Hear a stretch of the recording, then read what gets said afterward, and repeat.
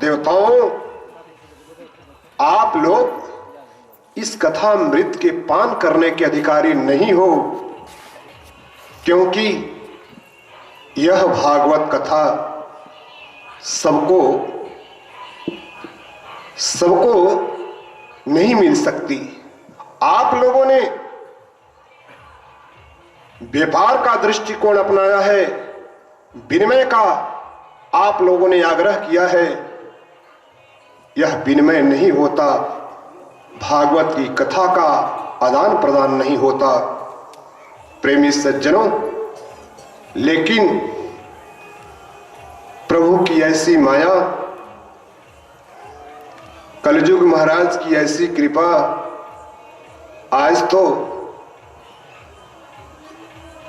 यह भी एक प्रकार से धर्म की दुकान ही कुछ लोगों ने इसको धर्म की दुकान ही बना दिए हैं। इससे बचा जाना चाहिए। जहां पर श्रीमद् भागवत की कथा लेन देन के द्वारा भक्ति भाव से ना हो करके रुपये पैसों के लालच में आ करके कही जाती है, सुनी जाती है, वहां उस प्रकार का न तो आनंद होता है, न उसका पूर्णतः फल मिल पाता है। जब भक्ति देवी ज्ञान और वैराग पुष्ट हुए, भगवान श्री कृष्ण अपने समस्त पार्षदों सहित उपस्थित हुए। देवर्षि नारद ने उनकी प्रार्थना की, प्रभु जैसे आप यहां दर्शन दिए हो, हमारा निवेदन है कि आप कलयुग में जहां जहां भागवत की कथा का आयोजन हो, वहां वहां आप अवश्य ही अपने समस्त पार्षदों सहित पधारेंगे। भगवान कृष्ण ने वचन दिया, नारद जी, मैं वचन देता हूं कि कलयुग में जहां कहीं भी भागवत की कथा होगी, वहां मैं अपने समस्त पार्षदों सहित विराजमान रहूंगा उस कथा पंडाल में। लेकिन उन्होंने एक शर्त जोड़ दी, देवर्षि नारद, कथा करवाने वाले और कथा कहने वाले दोनों का जो भाव हो सात्विक हो, विश्व कल्याण की भाव से किया गया हो, ये न कि उसकी मानसिकता दूषित हो।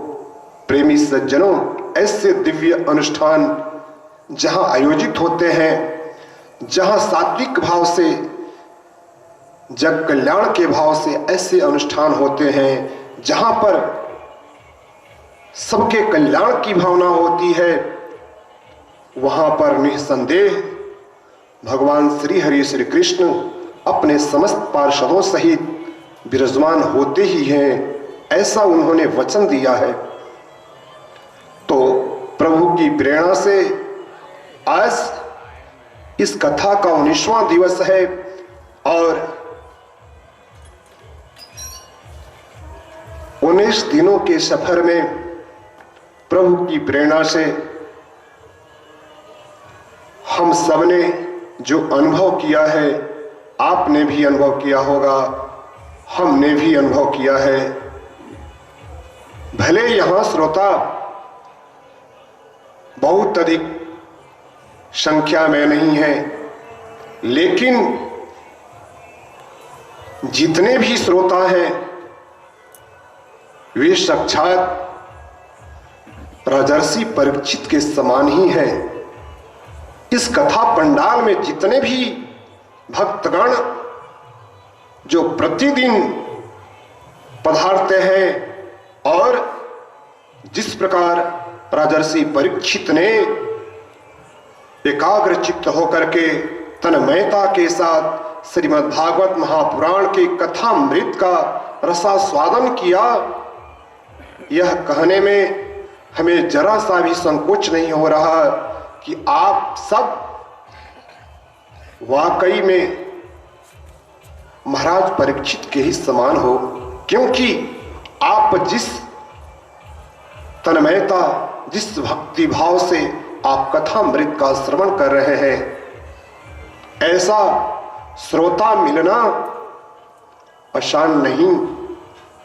तो आप धन्य हैं, यहाँ की धरती धन्य है, यह नगर धन्य है, यह महीना धन्य है और यह घड़ी धन्य है, जिस कथा को देवता लोग श्रवण नहीं कर पाए, वो कथा अनायास ही प्रभु की प्रेरणा से ऐसा संजोग हुआ कि आपको सुनने को मिल रहा है।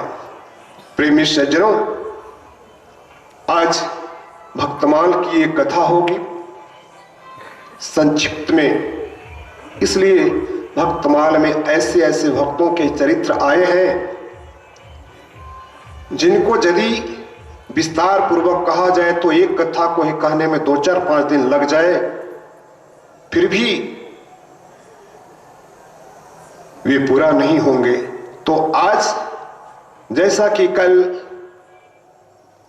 इस व्यासपीठ के माध्यम से हम कबीरदास के चरित्र का निवेदन किए थे, आज पुनः भक्तमाल की एक बहुत पवित्र कथा आप लोगों को निवेदन करने जा रहे हैं। और वो भक्त हैं गोस्वामी तुलसीदास जी महाराज। प्रेमी सज्जनों, गोस्वामी तुलसीदास